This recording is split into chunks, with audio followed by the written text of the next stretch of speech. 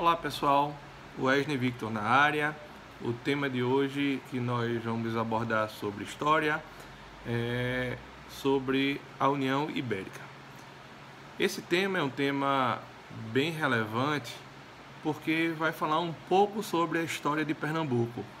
Porque lembrando que as invasões holandesas elas aconteceram tanto na Bahia, 1624 a 1625, e em Pernambuco, 1630 a 1654. Nesses dois períodos, a gente tem que entender quais os contextos históricos que levam às invasões holandesas. E a gente pode citar alguns contextos históricos. O primeiro deles, a gente está relacionado com o que a gente chama de União Ibérica. Mas o que foi a União Ibérica? A União Ibérica aconteceu da seguinte forma: a união de Espanha e Portugal. Agora, todas as colônias, tudo que era de Portugal, passa a ser agora incorporado ao território espanhol. Mas por que isso aconteceu? O rei Dom Sebastião, um rei bastante jovem, com 20 e poucos anos, ele vai uma batalha na África e ele vem a falecer. Só que ele morre e ele não deixa nenhum sucessor. E com a morte do rei Dom Sebastião, o seu tio, um cardeal já com 78 anos de idade, assume. Isso em 1578. Só que esse cardeal já tinha 78 anos de idade e vem também a falecer. E a partir de 1580, Filipe da Espanha vai anexar todo o território português. E aí essa anexação vai ser chamada de União Ibérica. E essa União Ibérica ficará na nossa história de 1580 a 1640. E aí, como eu falei, quando o rei de Portugal, Dom Henrique, falece, que é o infante Dom Henrique, o cardeal infante Dom Henrique, e vai levar a uma crise de sucessão que o rei Filipe II da Espanha, usando de sua força, do seu poderio militar, ele vai conseguir e vai impor o território português. Assim, o rei espanhol fez com que as duas coroas elas fossem unificadas, tanto a coroa espanhola com a coroa portuguesa. Por isso que o nome se dá União Ibérica, de acordo com a Península Ibérica. Na Península Ibérica é o local onde está o país de Portugal e o país da Espanha. Bom, aí você pode me perguntar: invasões holandesas, professor, União Ibérica, e aí a gente tem que lembrar alguns contextos. Vamos voltar para o Brasil colonial. Lembrando que, inicialmente, quando os portugueses aqui chegaram, eles não encontraram nem ouro, nem prata, nenhum metal precioso aqui no nosso território. E aí, o principal produto de exploração colonial passa a ser o pau-brasil e, posteriormente, a cana-de-açúcar, que nós vimos que um dos fatores que as capitanias prosperaram foi a cana-de-açúcar. E as capitanias que prosperaram foram as capitanias de São Vicente, em São Paulo, e Pernambuco, por conta do açúcar. E aí é onde entra a Holanda nesse contexto histórico do açúcar. No final do século XVI, a principal atividade econômica exercida pelos portugueses no Brasil era a produção de açúcar, como eu falei. Essa atividade desenvolveu-se mediante o financiamento holandês. Então, quem estabelecia todo o processo de financiar a produção açucareira aqui no Brasil era a Holanda. Então, a Holanda era responsável pela distribuição na Europa.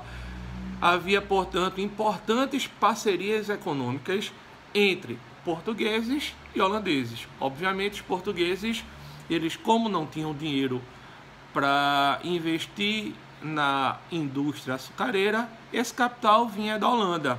E aí todos eram felizes. Só que, como vocês sabem, aconteceu em 1580 a União Ibérica. E a União Ibérica fez com que mudasse o rumo dessa história. Por quê? Porque a gente percebe que Portugal e Holanda eram bons parceiros comerciais. Só que Portugal agora passou a pertencer à Espanha. E a Espanha não tinha boas relações econômicas com a Holanda. A primeira coisa que a Espanha faz é interferir nessa parceria de portugueses e holandeses. Com essa interferência espanhola, ficou complicado a relação açucareira. Por conta disso, a Holanda ela tem a estratégia de invadir o Brasil. E ela invade o Brasil em duas oportunidades, como eu já falei. Uma na Bahia, em 1624 a 1625. Mas por que a Bahia, a cidade de Salvador? Lembrando que na época, Salvador era a capital do Brasil. Então o primeiro ataque contra Salvador na Bahia, em 1624, foram os holandeses que conquistaram a capital do Brasil, após horas de batalha, mas nunca essa conquista passou além da cidade de Salvador, pois aconteceu uma resistência local e os holandeses ficaram em Salvador até meados de 1625, quando esses holandeses eles vão ser expulsos com a ajuda de 12 mil homens enviados pela Espanha. Então a Espanha vai enviar uma esquadra, várias esquadras na verdade, com mais de 12 mil homens, e eles conseguem expulsar os holandeses da cidade de Salvador. Só que Salvador não era o maior produtor de açúcar mundial. O maior produtor de açúcar mundial estava em Pernambuco, que vai ser o local onde eles vão estabelecer a segunda invasão. E essa segunda invasão será uma invasão mais longa, de 1630 a 1654, ou seja, 24 anos de ocupação dos holandeses. E aí o ataque foi realizado a Olinda, que era a capital de Pernambuco, no dia 14 de fevereiro de 1630. Os holandeses conquistaram logo a cidade de Olinda e transferiram para a capital,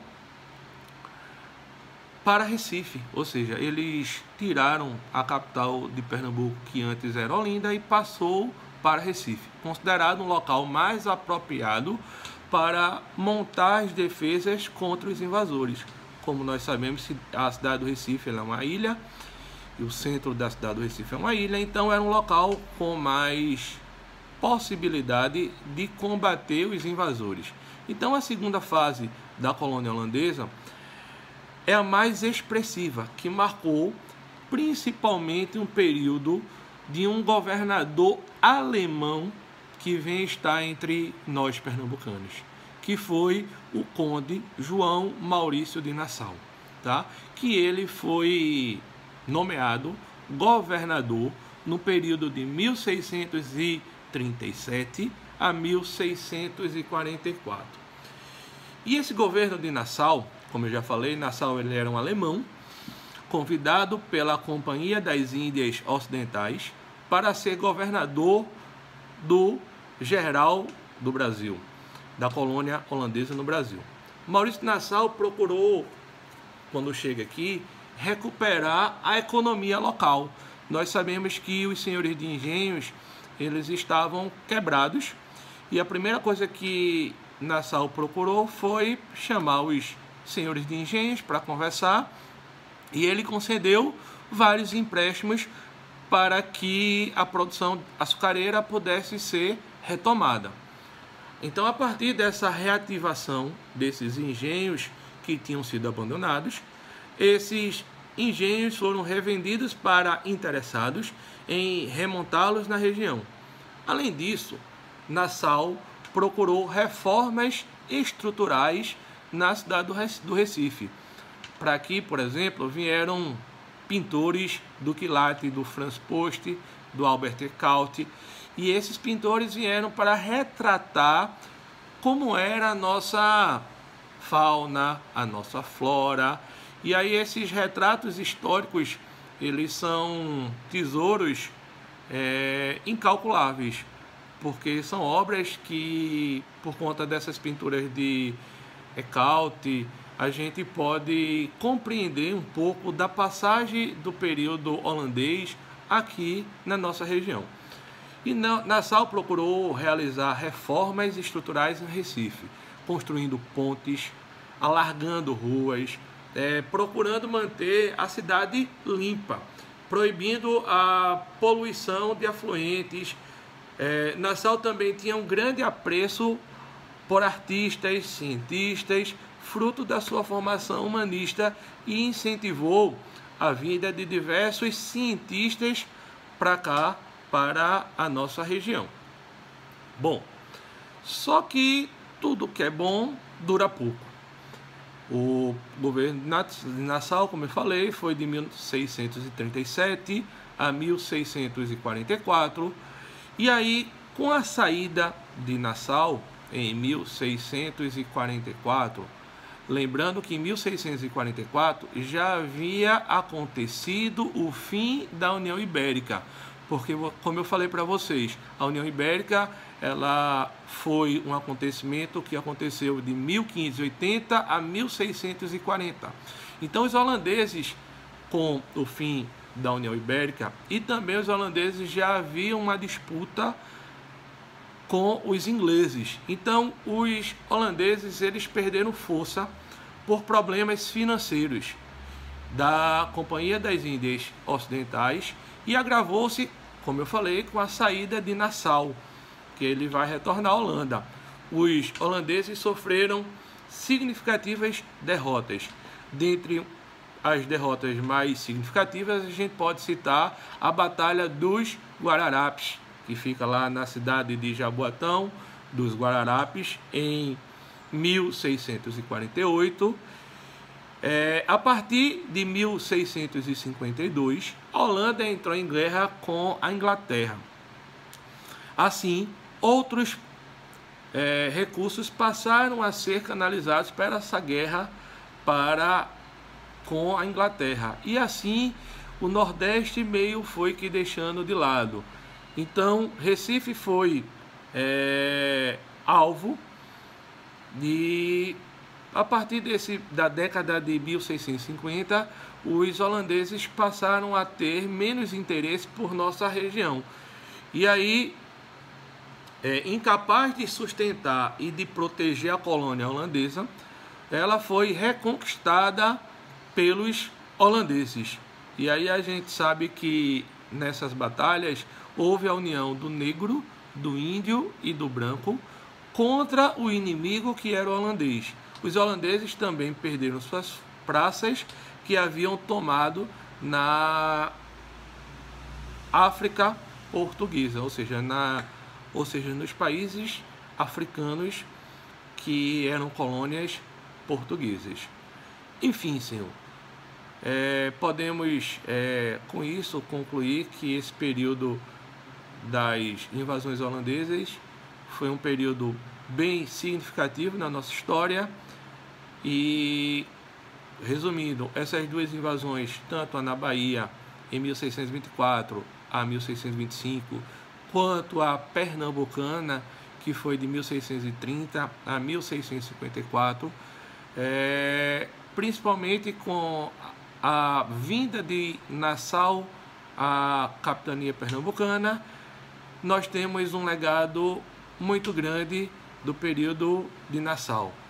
E com isso, terminamos a nossa aula. Fiquem em casa e bons estudos para todos.